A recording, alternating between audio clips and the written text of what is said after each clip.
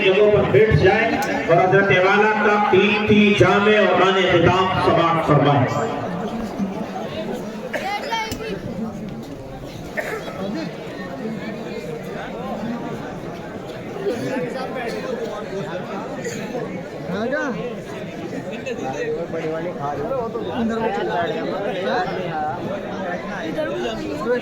ادھر کہاں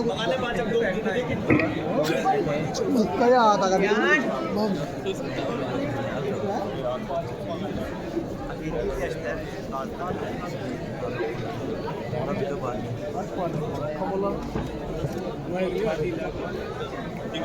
جو لوگ کھڑے ہیں وہ بیٹھ جائیں، اگر کرسیاں موجود ہیں تو کرسیوں پر بیٹھ جائیں، اور اگر کرسیاں موجود نہیں ہیں تو فرش پر بیٹھ جائیں۔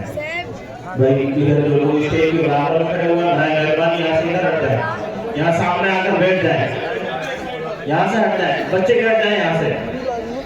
اساتذہ اکرام اگر یہاں موجود ہو تو برائے مہربانی تھوڑا صورتحال کو سنبھالیں۔ درود شریف پڑھیں، اللہم صلی علی محمد النبی الأمی وعلی آلہ وصحبہ اجمعین۔ الحمدللہ رب العالمین والصلاة والسلام علی اشرف الانبیاء والمرسلین وعلی آلہ واصحابہ اجمعین، اما بعد۔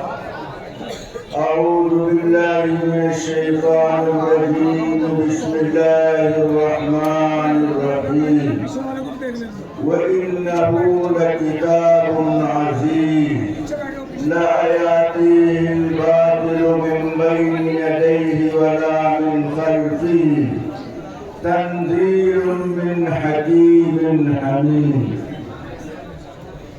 صدر محترم، واجب الاحترام علماء کرام، حاضرین جلسہ، پردہ نشین خواتین اسلام، اللہ تعالیٰ کی مہربانی، اس کا احسان اور کرم ہے آج کا یہ عظیم الشان اجلاس جو اس ادارے کی جانب سے منعقد کیا گیا۔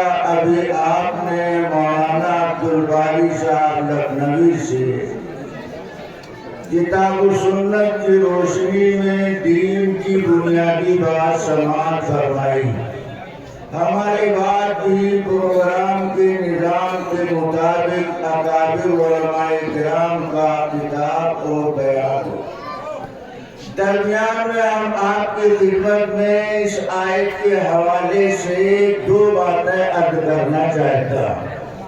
شرط یہ ہے کہ آپ پوری توجہ اور دھیان کے ساتھ ہماری بات سماعت فرمائیں کہ میں کہنا کیا چاہتا ہوں۔ بڑی پریشانی کی بات یہ ہے کہ لوگ جلسے میں آتے ہیں تو اپنی بیوی سے 11 بجے رات تک کی چھٹی لے کر آتے ہیں۔ جہاں رات کے 11 بجنے لگتے ہیں دھیرے دھیرے جلسے سے سرکنے لگتے ہیں۔ کیوں؟ آج کل لوگ اپنی بیویوں سے ڈرنے لگے۔ اللہ سے ڈرنے کے بجائے بیگم کا ڈر دل کے اندر بھر ہوا۔ ایک مرتبہ ایک بادشاہ نے اعلان کیا، 2 لائنیں لگائی ہیں۔ ایک لائن میں وہ مرد کھڑے ہوں جو اپنی بیویوں سے ڈرتے، اور دوسری لائن میں وہ مرد کھڑے ہوں جس سے ان کی بیویاں ڈرتی۔ تو بیگم سے ڈرنے والی لائن جو اسٹارٹ ہوئی تو وہ رکنے کا نام نہیں لے رہے، جو آ رہا ہے اسی لائن میں کھڑا ہو رہا، اور بیوی شوہر سے ڈرتی ہو وہ لائن اسٹارٹ نہیں ہو رہی۔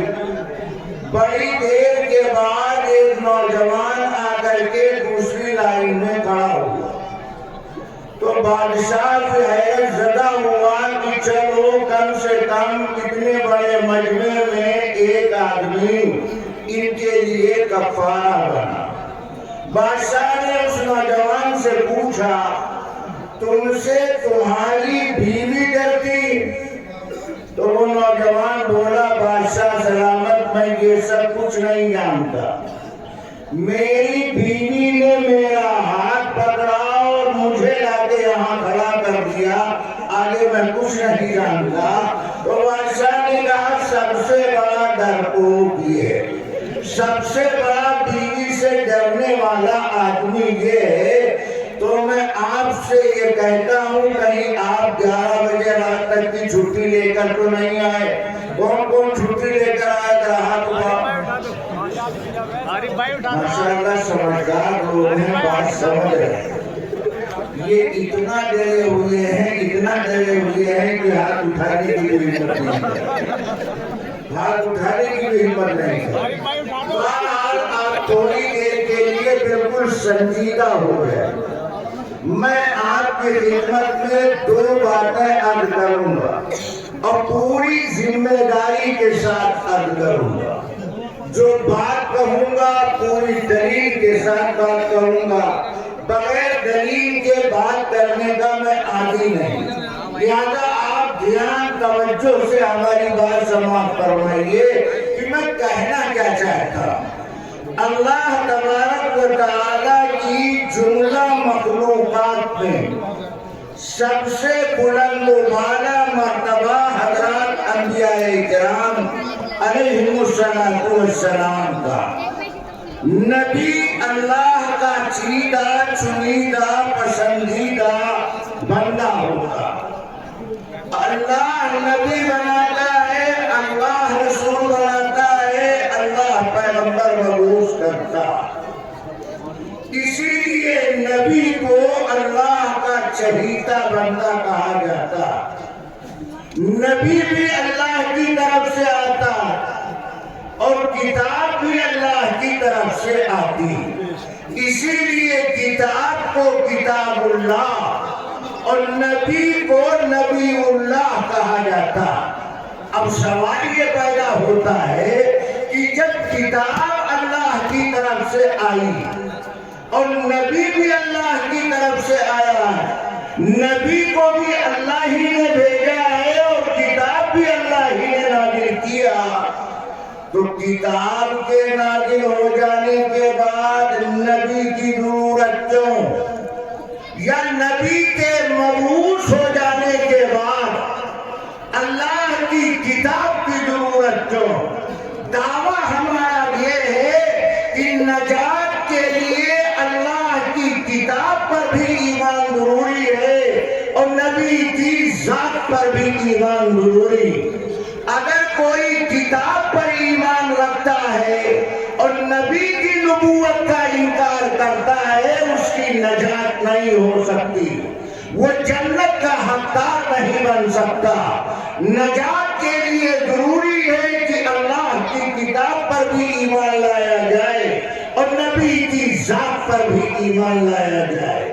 میرا سوال یہ ہے کہ کتاب کے نازل ہو جانے کے بعد نبی کی ضرورت کیوں اور نبی کے آ جانے کے بعد کتاب کی ضرورت کیوں؟ اس سوال کا میں 2 جواب دیتا ہوں، دھیان سے سنو۔ اللہ کا ضابطہ، قاعدہ، دستور، اصول یہ کہ اللہ ہمیشہ اپنی کتاب نبی پر نازل کرتا، اللہ کی کتاب نبی کے پاس آیا کرتی، اللہ کی کتاب غیر نبی کے پاس نہیں آتی۔ اب اگر نبی نہیں ہوگا تو اللہ کے بندوں کو اللہ کی کتاب مل نہیں سکتی ہے، اس لیے کتاب الہی کے ساتھ ساتھ نبی کی ذات کا بھی ہونا ضروری، ایک وجہ۔ اور دوسری وجہ یہ ہے کہ اللہ کی کتاب یہ نبی کی صداقت کو بیان کرتی۔ دھیان سے سنو، ہم اخبار کی بات نہیں کر رہے، بنیادی عقیدے کی بات کر رہے ہیں۔ اللہ کی کتاب نبی کی صداقت اور نبی کی حقانیت کو بیان کرتی ہے، اور اللہ کا نبی اللہ کی کتاب کا تعارف کراتا ہے۔ گویا علماء کی زبان میں یوں کہا جائے، کتاب اور نبی یہ آپس میں لازم ملزوم ہیں. کتاب کو نبی سے الگ نہیں کیا جا سکتا اور نبی کو کتاب سے جدا نہیں کیا جا سکتا. کتاب جس طرح نبی کا تعارف کراتی ہے، کتاب نبی کی صداقت بیان کرتی ہے، کتاب نبی کا تعارف کراتی ہے، ایسے نبی اللہ کی کتاب کا تعارف کراتا ہے. اللہ کی کتاب کی تشریح و توضیح کرتا. اس لیے کتاب پر بھی ایمان ضروری ہے اور نبی کی ذات پر بھی ایمان ضروری. اب کچھ لوگوں کے ذہن میں سوال پیدا ہو. سوال اگر ذہن میں نہیں آ رہا ہے تو میں سوال بھی بتا رہا ہوں، جواب بھی بتا رہا ہوں. اللہ تعالیٰ نے قرآن میں فرمایا وَلَقَدْ يَسَّرْنَا الْقُرْآنَ، کہ ہم نے قرآن کو آسان بنایا. تو جب قرآن آسان ہے تو قرآن کو سمجھنے کے لیے نبی کے واسطے کی ضرورت تو. آسان چیز تو ہر آدمی سمجھ سکتا. تو میں نے اب تک جو بات آپ کے سامنے کہی بظاہر قرآن کی اس آیت کے خلاف وہ بات معلوم ہوتی، لیکن اگر کوئی قرآن کی اس آیت کا یہ مطلب سمجھتا تو میں پوری ذمہ داری سے یہ بات کہتا ہوں وہ قرآن کی آیت کا مطلب نہیں سمجھتا. قرآن کی اس آیت کا مطلب کیا؟ آیت پڑھو. اللہ کہہ رہا ہے وَلَقَدْ يَسَّرْنَا الْقُرْآنَ لِلذِّكْرِ، کہ ہم نے قرآن کو آسان بنایا ذکر کی. ہم نے قرآن کو آسان بنایا ذکر کے لیے. اب ذکر کے معنی کیا ہے؟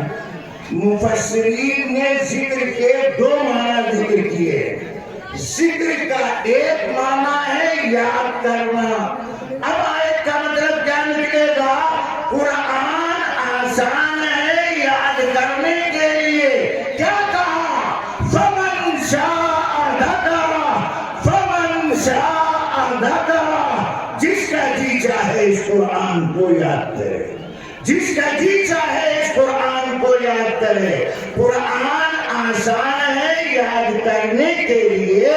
بچہ یاد کرنا چاہے، بوڑھا یاد کرنا چاہے، مرد یاد کرنا چاہے، عورت یاد کرنا چاہے، میاں بینا تو بینا، نابینا قرآن یاد کرنا چاہے تو قرآن آسان ہے یاد کرنے کے لیے. ایک مطلب یہ. اور دوسرا مطلب ذکر کا دوسرا معنی ہے نصیحت حاصل کرنا. اب آیت کا مطلب کیا نکلے گا؟ کہ قرآن آسان ہے نصیحت حاصل کرنے کے. اب ہم قرآن کو دیکھتے ہیں. قرآن میں 6666 آیتیں. ان 6000 سے زائد آیات میں اللہ تعالیٰ نے کہیں نبیوں کا تعارف کرایا، کہیں قوموں کے حالات بیان کیے، کہیں جنت و جہنم کا تعارف کرایا، کہیں اپنی قدرت اور عجائبات کا تذکرہ کیا. مگر قرآن کی 500 آیتوں میں اللہ نے احکام مسائل ذکر فرمایا. قرآن کی 500 آیتوں میں احکام مسائل ذکر کیے گئے. واقعات کا سمجھنا آسان ہے، احکام کا سمجھنا آسان ہے، مسائل کا سمجھنا آسان ہے. میں ایک مثال دیتا. قرآن میں نماز پڑھنے کا حکم آیا، مگر قرآن رکھ اور کوئی مائی کا لال قرآن کھول کر 4 رکعت نماز پڑھنے کا طریقہ قرآن میں لکھا نہیں ملے.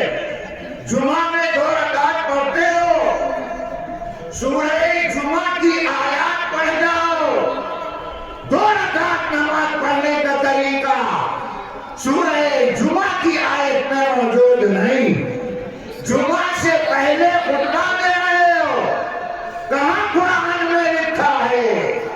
کہ نماز کے بعد خطبہ نہیں دیا جا سکتا، تو قرآن کی 500 آیتوں میں اللہ نے مسائل بیان کیے، وضو کا مسئلہ، غسل کا مسئلہ، تیمم کا مسئلہ، نکاح کا مسئلہ، طلاق کا مسئلہ، ترکے کا مسئلہ، معاملات کے مسائل۔ ان آیات کا سمجھنا آسان نہیں۔ مسائل احکامات کو سمجھنے کے لیے نبی کا واسطہ ضروری ہے، نبی سے رابطہ ضروری ہے، نبی کے بغیر اللہ کے کلام پر عمل نہیں کیا جا سکتا۔ اس لیے اللہ تعالیٰ نے حضرت محمد رسول اللہ صلی اللہ علیہ وسلم پر اپنی برگزیدہ کتاب قرآن مجید کو نازل فرمایا۔ ارے بات سمجھ میں آ رہی؟ کون سمجھ آئے گا؟ ہاتھ اٹھاؤ، میں پتہ بھی چلنا چاہیے۔ ماشاءاللہ سب سمجھ رہے ہیں۔ یہ مولانا مہتاب صاحب نے آپ لوگوں کو اتنا سمجھدار بنا دیا ہے کہ ایک جھٹکے میں آپ سمجھنا شروع کر دیتے ہیں۔ آپ بھی آپ تک بات پہنچے، آپ سمجھنے لگتے ہیں۔ تو دھیان سے سنیں، قرآن اللہ کی کتاب، قرآن اللہ کا کلام، قرآن کا ایک نام قرآن بھی، قرآن کا ایک نام قرآن بھی ہے۔ قرآن کو کلام اللہ بھی کہا جاتا ہے، کتاب اللہ بھی کہا جاتا ہے، قرآن بھی کہا جاتا ہے۔ یہ کتاب کب بنے گی؟ جب اس کو لکھا جائے گا۔ کتاب لکھی ہوئی چیز کو کہا جاتا، تو قرآن کتاب اللہ کب کہلائے گی؟ جب اللہ کلام فرمائے؟ نہیں، جب اللہ کلام کرے گا تو اسے کلام اللہ کہا جائے گا۔ جب محمد رسول اللہ صلی اللہ علیہ وسلم قرآن پڑھیں گے تو اسے قرآن کہا جائے گا۔ جب حضرات صحابہ کرام اس کو لکھیں گے تو اسے کتاب اللہ کہا جائے گا، اسے اللہ کی کتاب کہا جائے گا۔ معلوم ہوا قرآن کے آنے میں، قرآن کے جمنے میں، قرآن کے باقی رہنے میں نبی کے بعد اگر کوئی بے مثال قربانی ہے تو وہ حضرات صحابہ کرام رضوان اللہ تعالی علیہم اجمعین کی قربانی۔ یہاں کے بات نوٹ کرو، صحابہ کی پوری جماعت، اب بات آئی ہے تو بات کریں، بات آئی صحابہ کی تو بات کہیں۔ صحابہ کی پوری جماعت، ہماری بات پر دھیان، میں بہت قیمتی بات کہنے جا رہا ہوں، دھیان سے سنیں۔ اگر بات سمجھ میں آ گئی تو یہ بات آپ کو بار بار کام ہے۔ پوری جماعت صحابہ، سارے صحابہ سچے، سارے صحابہ سچے ہیں۔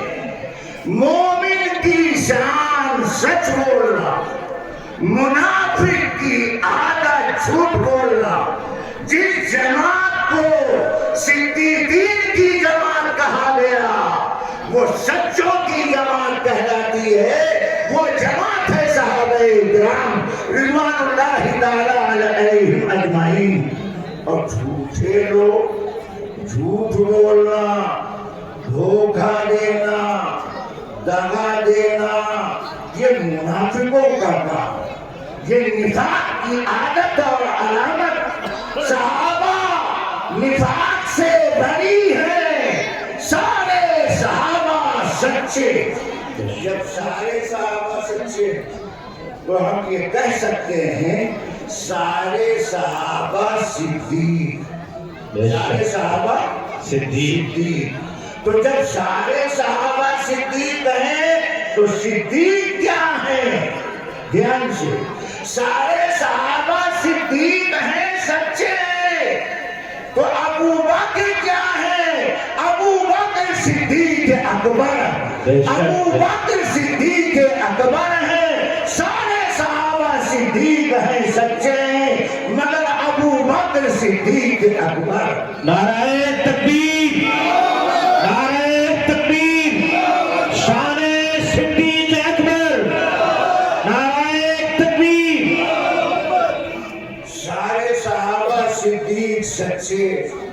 سچے، اس لیے کہ ہمارے نبی صادق الامین ہے۔ جو استاد صادق ہے اس کے شاگرد صدیق ہو، اور ابو بکر کا معاملہ وہ صدیق کے ساتھ ساتھ صدیق اکبر ہے، وہ صدیق اکبر ہے۔ کیوں صدیق اکبر ہے؟ اس لیے کہ مکہ جب کسی نے محمد رسول اللہ صلی اللہ علیہ وسلم کی تصدیق نہیں کیا تو اکیلے صدیق اکبر نے تصدیق کیا، اس لیے ابو بکر کو صرف صدیق نہ بولو، صدیق اکبر بولو۔ ابو بکر کو صدیق صرف نہ کہو، صدیق اکبر کہو۔ جب مکہ سے نبی نکلنے لگے، نبی نے اپنا بستر علی کے حوالے کیا، تو کوئی نہیں ہے نبی کے ساتھ، اگر کوئی ہے پیغمبر کے ساتھ تو وہ صدیق اکبر ہے، جس نے اپنے آپ کو نبی کا بستر بنایا۔ وہ کون ہے؟ صدیق اکبر ہے، جس نے غار میں نبی کے سر کو اپنی ران پر رکھا ہے، خود جاگ رہا ہے اور محمد رسول اللہ صلی اللہ علیہ وسلم آرام کر رہے ہیں۔ وہ کون ہے؟ صدیق اکبر ہے۔ مدینہ کی پہاڑیوں پر نبی کے ساتھ چلنے والا کون ہے؟ صدیق اکبر ہے۔ اور نبی کے روضے میں، نبی کے روضے، نبی کے آرام فرما ہونے کے بعد اگر کوئی پہلے آیا تو وہ صدیق اکبر ہے، وہ صدیق اکبر ہے۔ اور میدان محشر میں نبی کے ساتھ کھڑا ہونے والا اگر کوئی ہوگا تو وہ صدیق اکبر ہے۔ سارے صحابہ صدیق ہے مگر ابو بکر صدیق اکبر۔ یہ بات سمجھ میں آئی؟ اب آگے سن، ہم تو سمجھا کے جائیں۔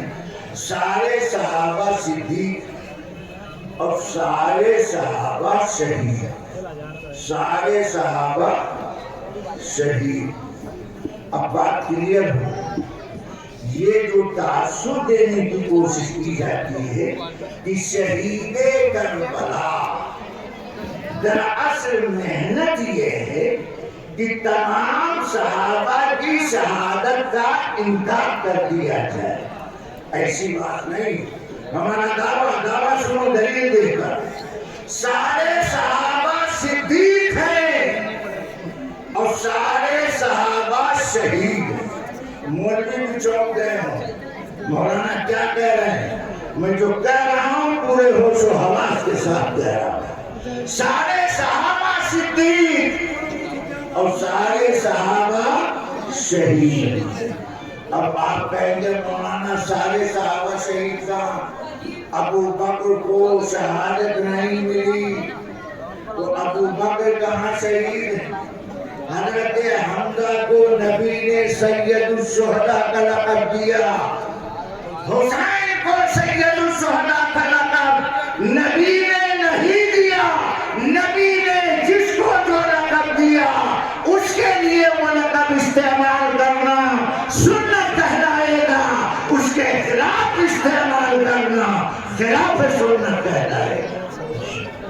سارے صحابہ شہید، جی ہاں میں کہہ رہا ہوں سارے صحابہ شہید۔ اور شہید کے بارے میں آپ جانتے ہیں کہ شہید کے شہید ہو جانے کے بعد جسم سے اس کا کپڑا نہیں اتارا جائے، اس کو غسل نہیں دیا جائے، اسے خون میں لت پت خونی کپڑوں میں ہی دفن کر دیا جائے۔ اب آپ کو مکہ میں موت آئی، آپ غسل کر کے نئے کپڑے پہن کر کے گئے طواف کرنے، طواف کرتے کرتے مطاف میں موت آ گئی۔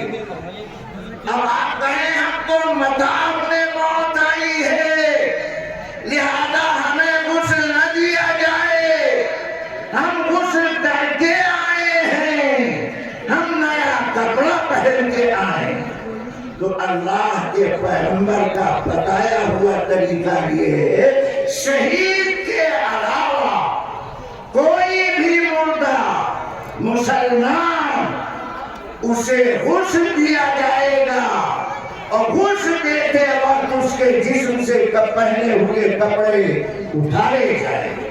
اب آپ بتائیے یہ مکان میں مرنے والا یہ غسل کر کے گیا، نیا کپڑا پہن کے گیا، مگر قانون اس پر لاگو ہوگا، اسے غسل دیا جائے گا، اس کے کپڑے اتارے جائیں گے، اسے کفن پہنایا جائے گا، مگر شہید کے خونی کپڑے نہیں اتارے جائیں گے، شہید کو غسل نہیں دیا جائے گا، شہید کے جسم سے خون کا قطرہ زمین پر گرتا نہیں ہے کہ اللہ اس کے لیے جنت میں مقام متعین کر دیتا ہے، اس کے جنتی ہونے کا اعلان کر دیا جاتا ہے۔ شہادت کا اتنا بڑا مرتبہ، ہم دعویٰ کریں سارے صحابہ شہید، مسئلہ سمجھو، ایک ہے شہادت کی صورت اور ایک ہے شہادت کی حقیقت، دونوں میں فرق، ایک ہے شہادت کی صورت اور ایک ہے شہادت کی حقیقت، دونوں میں فرق۔ شہادت کی صورت کیا ہے؟ اللہ کے راستے میں دین الہی کو بلند کرنے کے لیے خدا کا فرما بردار بندہ میدان عمل میں اترا، مقابلہ کرتے کرتے جانے جانا کو قربان کر دیا، جامع شہادت کو نوش کر لیا، یہ ہے شہادت کی صورت کو حاصل کرنے والا۔ اور شہادت کی حقیقت کیا ہے؟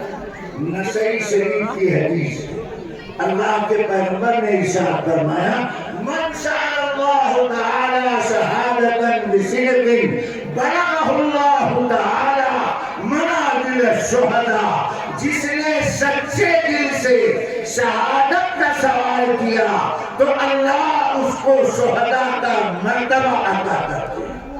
اب آپ بتاؤ، صحابہ کرام میں کوئی ایسا صحابی اس کا نام آپ بتا سکتے ہیں جس نے شہادت کی تمنا نہ کی، جس نے شہادت کے لیے دعا نہ مانگی؟ حضرت عمر کی دعا آج تک فضا میں معلق، پڑھنے والے پڑھ رہے ہیں، یاد کرنے والے یاد کیے ہوئے، اللہم انی اسألک شہادتا فی سبیلک ووفاتا فی بلد رسولک۔ عمر دعا مانگ رہا ہے، اللہ ہمیں شہادت کی موت عطا فرما۔ صحابہ کرام کی مقام رفعت کا تقاضا یہ ہے، ان کی صداقت اور حقانیت کا کہ ثبوت یہ ہے کہ ان میں سے ہر صحابی شہادت کی تمنا کرنے والا، شہادت کی دعا مانگنے والا۔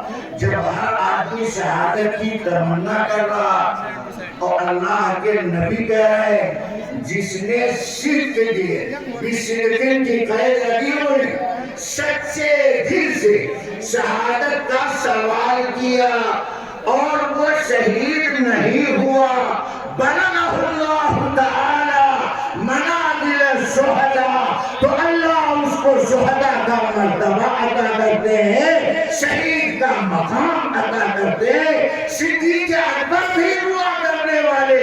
بات دراصل یہ ہے کہ ذہن میں یہ سوال جو پیدا ہوا، احد کے شہداء، بدر کے شہداء، کربلا کے شہداء، اس کا مطلب یہ ہے باقی صحابہ شہادت کی تمنا کرنے والے نہیں، ایسا معاملہ نہیں ہے، ہر صحابی شہادت کی تمنا کر رہا ہے۔ کچھ صحابہ وہ ہیں جن کو شہادت کی صورت بھی ملی ہے اور شہادت کی حقیقت بھی، اور کچھ صحابہ شہید ایسے جن کو شہادت کی صورت نہیں ملی، شہادت کی حقیقت ملی۔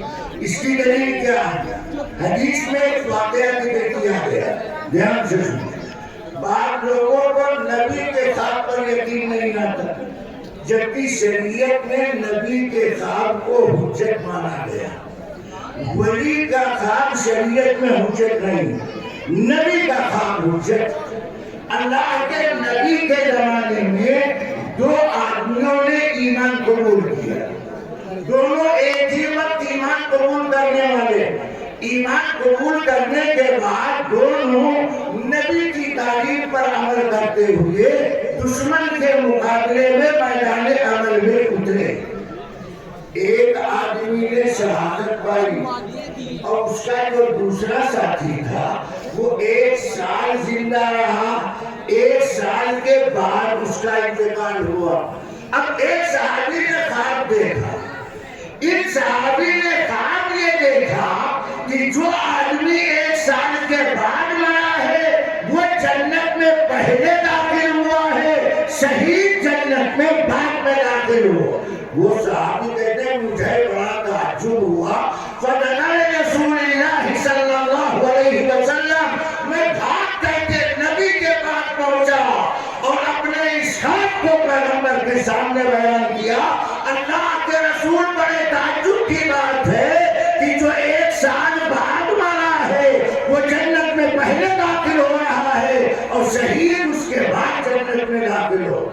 اللہ کے نبی نے خواب سننے کے بعد فرمایا کیا اس نے نمازیں نہیں پڑھی؟ 1 سال کا اس نے روزہ نہیں رکھا؟ کہا رکھا، تو اس کے پاس شہادت کی حقیقت بھی ہے اور یہ اضافی اعمال بھی ہے۔ اس شہید کے بعد شہادت کی صورت تو ہے مگر اضافی اعمال نہیں ہے، اس لیے وہ بعد میں جنت میں گئے، یہ پہلے جنت میں گئے۔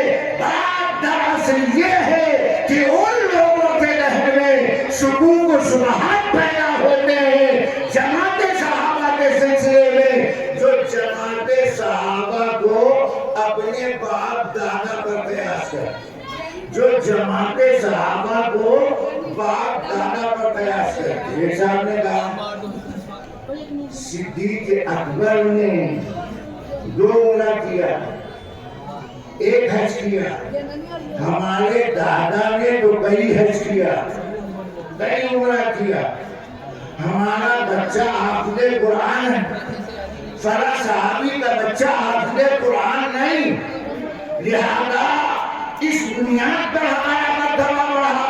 یاد رکھو صحابہ کرام کا معاملہ، یہ جملہ پہلے مان لو، صحابہ کرام کا مسئلہ نبی کی صحبت کی برکت کا اثر، نبی کی صحبت کی برکت کا اثر ہے۔ نبی کی صحبت کی برکت کو گرفتار نہیں کیا جا سکتا اور نبی کی صحبت کی برکت کا احاطہ نہیں کیا جا سکتا۔ صحابی کے لیے عمل ضروری نہیں، یعنی مرتبے کے لیے، ورنہ جو فرائض آئی ہے وہ عمل کرے گا، مگر صحابیت، نبی کی صحبت، پیغمبر کی قربت، یہ اتنا بڑا اعزاز ہے، اتنا بڑا مرتبہ ہے کہ نبوت کے بعد اگر کوئی عہدہ قابل احترام ہے تو وہ صحابیت کا مقام و مرتبہ۔ تو سارے صحابہ صدیق اور سارے صحابہ شہید۔ اب ایک صاحب کہنے لگے شہید کی بات آئی ہے تو اللہ کے نبی نے ایک موقع پر فرمایا من تمسک بسنتی ان فساد امتی، جو آدمی فساد امت کے وقت ایک مردہ سنت کو زندہ کرے گا اسے 100 شہیدوں کا ثواب ملے گا۔ اب کیا ضرورت ہے میدان کارگار میں اترنے کی؟ صبح سے شام تک جو لوگ نکاح دیا سنت کے خلاف کر رہے ہیں ان کو نکاح کرنے کے لیے سنت پر آمادہ کیا جائے۔ جو لوگ سنت جان بوجھ کر چھوڑتے ہیں ان کی زندگی میں سنت زندہ کرنے کی کوشش کی جائے۔ ایک مردہ سنت زندہ کرو 100 شہید کا ثواب، تو کیا ضرورت ہے جان قربان کرنے کی؟ دن بھر میں 100 شہید 100 سنت مردہ سنت کو زندہ کر دے گا تو کتنے ہزار شہید کا ثواب پا جائے گا۔ اس حدیث کا یہ مطلب نہیں ہے. اس حدیث کا مطلب یہ ہے ایک ہے شہادت کا مقام, ایک ہے شہید کا اجر. اجر الگ چیز ہے, مقام الگ چیز. اللہ نے صحابہ کرام کو جو صحابیت کے عنوان سے مقام عطا فرمایا ہے اس کو اجر کے راستے سے مسدود نہیں کیا جا سکتا, محدود نہیں کیا جا سکتا. یہ پوری جماعت حضرت محمد رسول اللہ صلی اللہ تعالیٰ علیہ وسلم کی کمائی ہوئی جماعت ہے. یہ پوری جماعت صحابہ محمد رسول اللہ صلی اللہ علیہ وسلم کے معتبر ہیں, مستند ہیں, قابل اعتبار ہیں, لائق اعتماد ہیں. جو صحابہ کی جماعت پر اعتبار نہیں کرتا, دھیان سے سنو, میں پیراگراف بدل کے ایک بات کہہ رہا ہوں. جو صحابہ کی جماعت پر اعتبار نہیں کرتا, جماعت صحابہ سے عقیدت نہیں رکھتا, ان پر الزام تراشی کرتا, بدگمانی بدزبانی کا شکار ہوتا, وہ دراصل دھیان سے سنو, وہ دراصل اللہ کے انتخاب کو کنڈم کرنا چاہتا, نبی کی شان میں توہین کرنا, اللہ کے انتخاب کو کنڈم کرنا, صحابہ کی بدگوئی کرنا, صحابہ پر الزام تراشی کرنا, انہیں کمتر بتانا, انہیں خائن سمجھنا, اللہ کے انتخاب کو ناقابل اعتبار سمجھنا. اللہ منتخب کر رہا ہے اور آپ ہیں, آپ کو اللہ کا انتخاب اچھا نہیں لگتا. یہ کتنا بڑا پاپی ہے اور کتنا بڑا مجرم ہے جس کو اللہ کا انتخاب اچھا نہیں لگتا. میں نے بات یہاں سے شروع کیا کہ قرآن کی خدمات میں صحابہ کرام کی جماعت کا بڑا عمل ہے اور بڑا دخل. کیوں؟ اللہ کے نبی کے زمانے کی بات کرتے ہیں. نبی نے قرآن صحابی کو سنایا, نبی نے قرآن صحابی کو سنایا. علماء جانتے ہیں حضرت ابی بن کعب جو رئیس القرہ کہلاتے, اللہ کے نبی نے ابی کو بلایا, فرمایا ابی میں تمہیں قرآن سنانا چاہتا. ابی رونے لگے, اللہ کے نبی آپ ہمیں سنائیں, ساری دنیا نے تو آپ سے قرآن پڑھنا سیکھا ہے, ہم نے آپ سے پڑھنا سیکھا, ہم آپ کو قرآن سنائیں گے, آپ ہماری غلطی کی اصلاح فرمائیں. آپ کو ہم قرآن سنائیں گے, ہماری غلطی کی اصلاح ہوگی. اللہ کے نبی نے کہا ابی اللہ نے ہمیں اس بات کا حکم دیا. تو ابی نے کہا ہر سمانی اللہ, کیا اللہ نے میرا نام لے کے کہا یہ صحابہ کا مقام, آسمان پر تھراہٹ مچی ہے, زمین پر دبدباہٹ تاری ہے. جبریل امین ابی بن کعب کا نام لے کر کے آ رہے ہیں. اللہ کے نبی کہتے ہیں سمعت اللہ, ہاں ہاں اللہ نے تمہارا نام لیا, ہاں ہاں اللہ نے تمہارا نام لیا. صحابی کا نام اللہ, خبر محمد رسول اللہ صلی اللہ علیہ وسلم بتائیں. اب بیڑی پینے والا, چورن بیچنے والا صحابہ کے ایمان و یقین کو چیلنج کرے, کتنی خطرناک بات ہے. یہ کتنا بڑا یار مکار آدمی ہے جس کا نام اللہ نے, جس کا پتہ محمد رسول اللہ بتائے اور جس کو قرآن محمد رسول اللہ سنائے, اس کا قرآن کی خدمت میں کوئی حصہ نہ مانا جائے. یہ کس قدر ناانصافی کی بات. جہاں ایک طرف اللہ کے نبی نے صحابی کو قرآن سنایا, وہی اللہ کے نبی نے اب کو صحابہ عبداللہ ابن مسعود کو بلایا اور ان سے فرمایا تم قرآن سنو. پتہ کیا چلا؟ قرآن کی تعلیم دنیا میں زندہ رہے گی. ایک پڑھانے والا ہوگا، ایک پڑھنے والا. ایک پڑھانے والا ہوگا، ایک پڑھنے والا ہوگا. کبھی اللہ پڑھائے گا، رسول اللہ پڑھیں گے. کبھی رسول اللہ پڑھائیں گے، ابو بکر و عمر، عثمان و علی، طلحہ زبیر، سعد سعید، ابو عبیدہ عبد الرحمن، معاذ ابن جبل، ابن مسعود، عبداللہ ابن عباس، دیوان صحابہ، سوان صحابہ قرآن پڑھیں گے، نبی پڑھائیں گے. قرآن کی تعلیم دنیا میں زندہ رہے گی. پڑھنے سے، پڑھانے سے پڑھانے والا بھی رہے گا، پڑھنے والا بھی رہے گا. اب میں نے قرآن کی آیت پڑھی، اس سلسلے سے ایک بات میں عرض کرتا. مولانا مہتاب صاحب نے وقت کی نزاکت کا اشارہ کیا، اس لیے میں اپنی بات کو سمیٹ کر کے کہتا ہوں. میں نے قرآن کی آیت پڑھی. اس آیت کو آپ نے سنا ہو، مگر میں بھی آپ کو قرآن کی آیت سناتا ہوں، ذرا دھیان سے سنو. اللہ کیا کہہ رہا ہے؟ وَإِنَّهُ لَكِتَابٌ عَزِيزٌ. یہ عزت والی کتاب، یہ عزت والی کتاب. معلوم کیا ہوا؟ عزت والی کتاب سے جڑو گے تو عزت ملے. ذلت والی جگہ پہ جاؤ گے تو ذلیل و رسوا ہوتے رہو گے. جب کتاب عزت والی ہے تو جو عزت والی کتاب کے ساتھ رہے گا، عزت اس کے پاس رہے گی. اللہ نے قرآن کے تعارف کے لیے ایک جملہ استعمال کیا، ورنہ اس کے بدل کو محسوس کریں گے.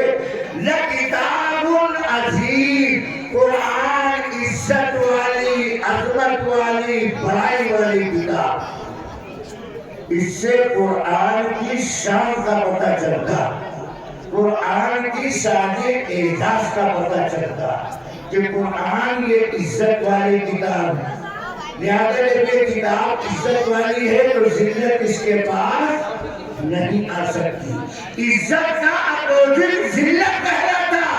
کتاب عزت والی تو ذلت اس کے پاس نہیں آ سکتی. اللہ نے اسی بات کو کلیئر کیا. لا یأتیہ الباطل من بین یدیہ ولا من خلفہ. باطل نہ اس کے آگے سے آ سکتا ہے اور باطل نہ اس کے پیچھے سے آ سکتا ہے. یہاں تو بات سمجھیے، دھیان سے. اللہ کہنا باطل اس کے آگے سے نہیں آ سکتا اور باطل اس کے پیچھے سے نہیں آ سکتا. تو دونوں بات سمجھو. باطل کس کو کہتے ہیں اور آگے اور پیچھے کس کو کہتے ہیں؟ پورا معنی وما علیہ سمجھو. باطل نہ آگے سے آ سکتا ہے نہ پیچھے سے آ سکتا ہے. باطل کس کو کہتے ہیں؟ خلاف حق چیز باطل کہلاتی ہے. باطل ذلیل چیز ہے، لہذا حق کے رہتے ہوئے باطل کے آنے کا سوال پیدا نہیں ہو. کیوں؟ کتاب عزت والی اور باطل ذلیل چیز ہے. عزت والی کے بعد ذلت والی چیز آ نہیں سکتی. اسی کو اللہ نے اور کلیئر کیا. لا یأتیہ الباطل. باطل نہ اس کے آگے سے آ سکتا ہے نہ باطل اس کے پیچھے سے آ سکتا. یہ آگے اور پیچھے کیا کہہ رہے ہیں؟ باطل نہیں آ سکتا.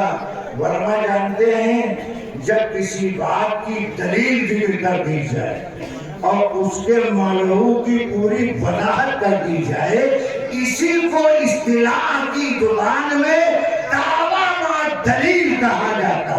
دعویٰ مع دلیل کہا جاتا ہے. قرآن عزت والی کتاب، یہ اللہ نے دعویٰ کیا. اس دعوے کی دلیل کیا ہے؟ لا یأتیہ الباطل من بین یدیہ. باطل نہ اس کے آگے سے آ سکتا ہے، باطل نہ اس کے پیچھے سے آ سکتا ہے.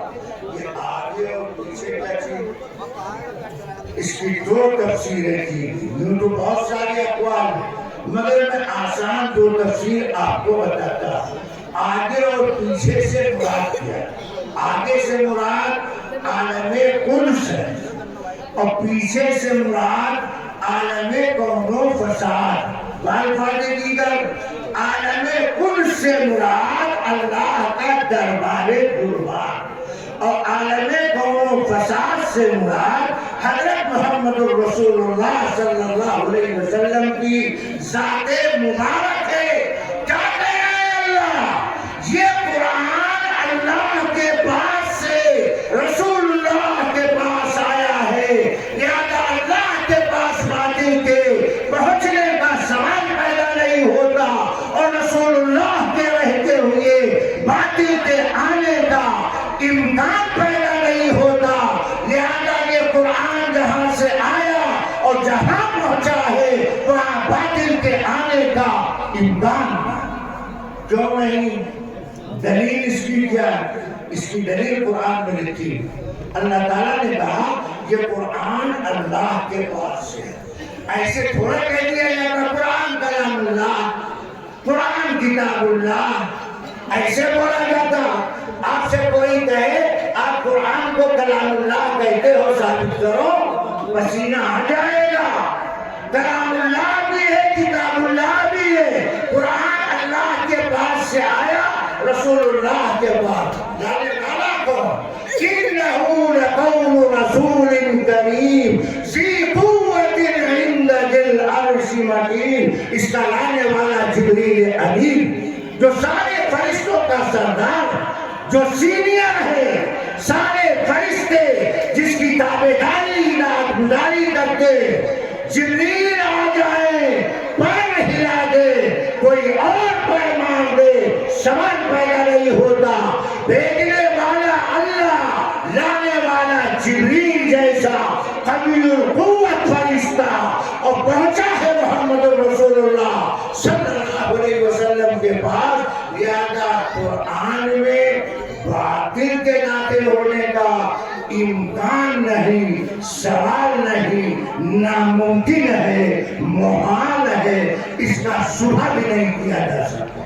لہذا جو لوگ یہ سمجھتے ہیں کہ قرآن میں تحریف کر دی گئی، قرآن میں آیتیں کم کر دی گئی، سورتوں کی ترتیب بدلی گئی، وہ اللہ کے نظام کو چیلنج کر رہے ہیں۔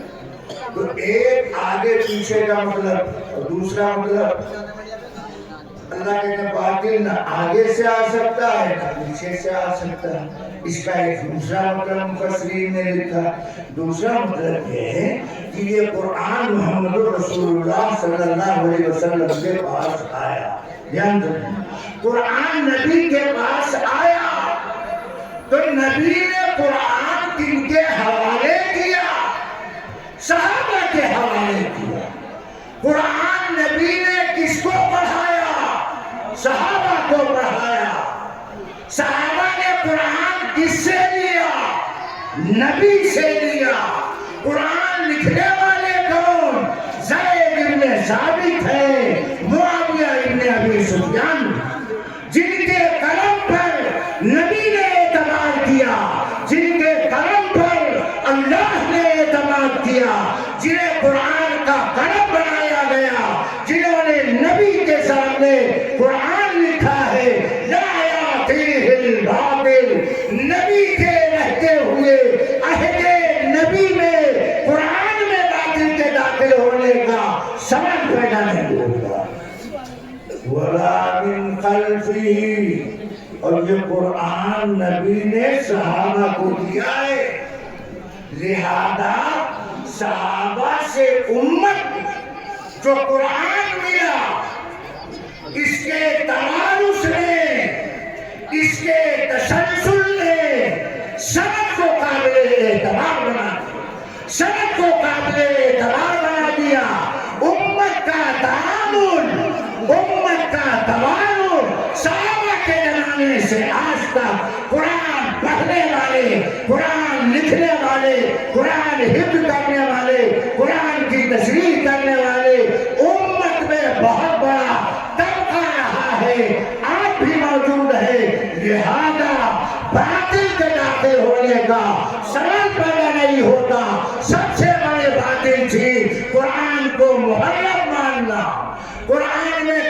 زیادتی کو تسلیم کرنا، اللہ کے اعلان پر اعتبار نہیں کرتے ہو۔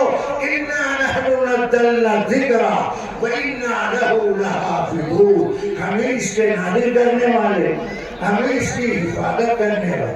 اللہ حفاظت کرنے پر آئے تو موسیٰ کو فرعون کے محل پہنچا کے فرعون سے پرورش کرا، حفاظت کر کے دکھاؤ۔ اللہ اپنے کلام کی حفاظت کا کیا کچھ سامان نہیں کرے گا؟ درمیان کی ساری بات حضرت کرتے ہوئے حضرت مولانا عبداللہ صاحب دامن برکاتہم تشریف لے آئے۔ میں آخری بات کہتا ہوں، اخیر میں اللہ نے کیا کہا؟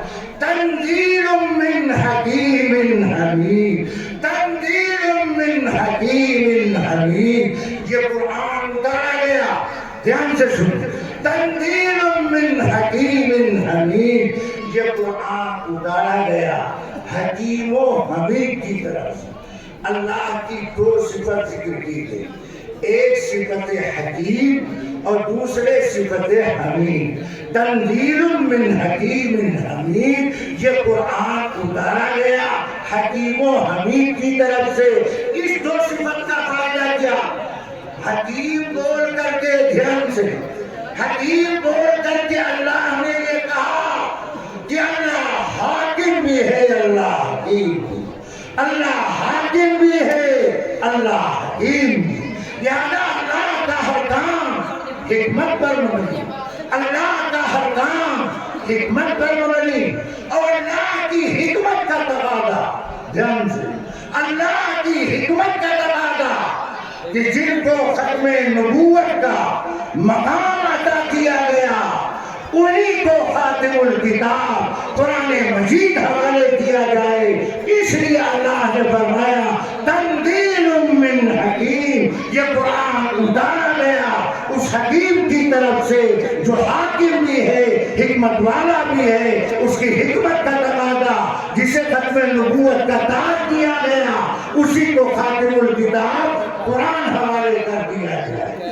حکیم نے فرمایا حمید وہ ذات، حمید کی ذات کو کہتے ہیں، حمید وہ ذات کہلاتی جس میں ذم کا کوئی پہلو نہ پایا جائے۔ حمید وہ ذات کہلاتی ہے جس کو سبحان کہا جاتا ہے، سبحان اللہ، اللہ کی ذات پاک ہے ہر عیب سے، اللہ کی ذات حمید ہے، ذم برائی کا اللہ کی ذات میں سوال پیدا نہیں ہوتا۔ یہ قرآن اتارا گیا حکیم و حمید کی جانب سے، اس ادارے اسی امانت کی حفاظت کی جائے۔ یہ قرآن اللہ نبی کے واسطے سے اس امت کو بطور امانت عطا کیا، لہذا اس میں آج تک نہ خیانت ہوئی نہ قیامت تک خیانت ہو سکتی ہے۔ اس دار اسباب میں حفاظت کا سامان اللہ نے پیدا کیا۔ یہ مدارس جہاں قرآن پڑھنے والے، قرآن پڑھانے والے، قرآن سیکھنے والے، قرآن سکھانے والے، اس عزت والی کتاب سے جتنا جڑو گے عزت ملے، اس قرآن سے جتنی محبت کرو گے، باطل سے، ذلیل چیز سے، ناپاک چیزوں سے بچتے رہو گے۔ اللہ قدر کی توفیق عطا فرمائے، ان گزارشات پر عمل کی ہمت عطا فرمائے۔ وآخر دعوانا الحمدللہ رب العالمین۔